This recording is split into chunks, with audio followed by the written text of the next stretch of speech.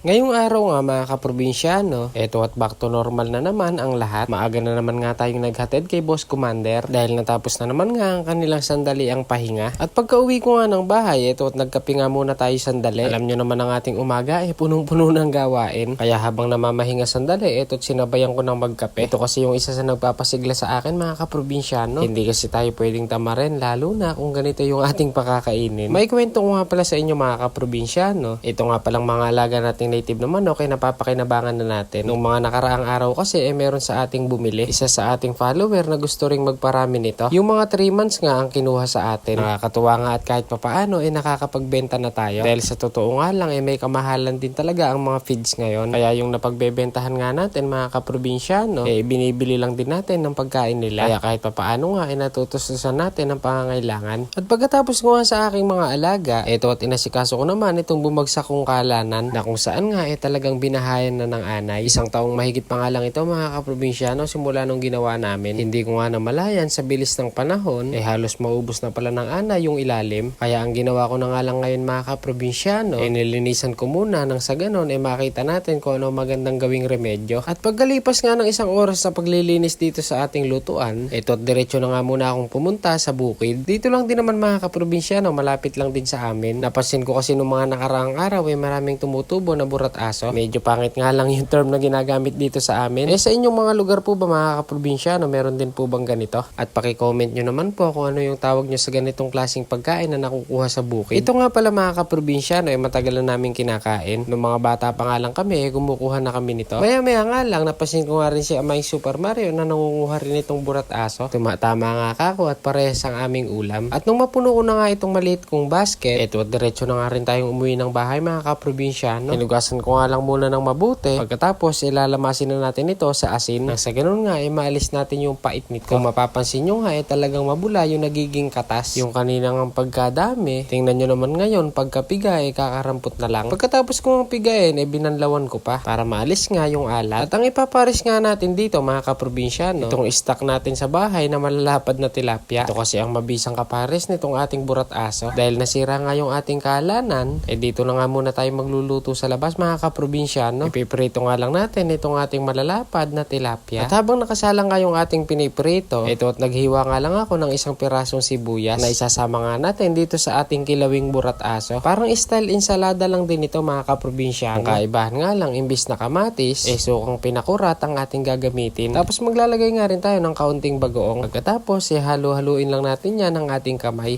Tikman natin mga kaprobinsyano itong ating malainsiladang burat aso.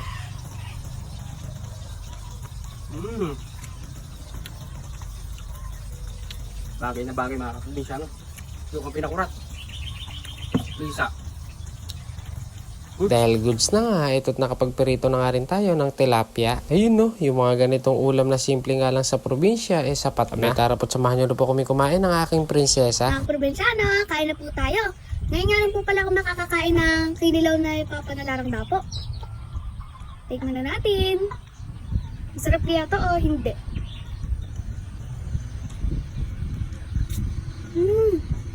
Sarap mga probinsyano. Bagay na bagay po sa pinilitong tilapia.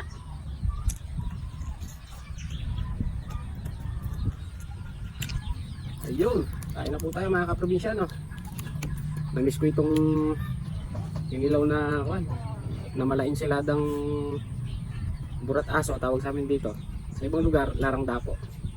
Medyo kung lang yung pangalan niya. Medyo kakaiba lang ng konti. Saka pa rin itong isda, tilapia mga kaprobinsyano. The best dito na bagay.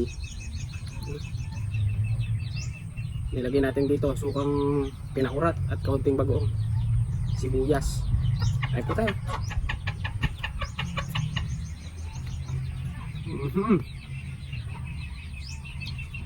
Bisa.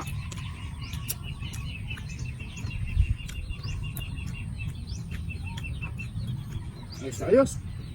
Abe, na-miss ko talaga yung lasa nito mga kaprobinsyano eh. Bukod nga pala sa kilawin at ensalada, pwede nga rin pala itong gawing torta. Pag napiga nga rin ito at nabatihan ng itlog, abe, pagkabisa nga rin ng lasa. Abe, panigurado yung mapapakomment nga yung mahihilig sa ganitong klaseng ulam eh. Yung mga ganitong klaseng pagkain nga mga kaprobinsyano, talagang masasabi ko na nakalimutan na rin ng ilan. Pero para sa amin ng mga laking probinsya, ito yung ulam na mamimiss at mamimiss mo rin. O paano ba yan mga kaprobinsyano? Hanggang dito na lang po muna yung ating video. Magpapakabusog po muna kaming mag-ama. Maraming salamat po sa inyong panonood. Hanggang sa muli.